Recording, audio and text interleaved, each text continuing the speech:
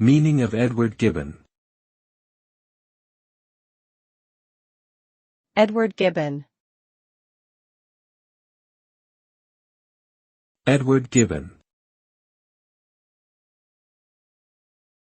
Edward Gibbon. Edward Gibbon. Edward Gibbon was an English historian born in 1737.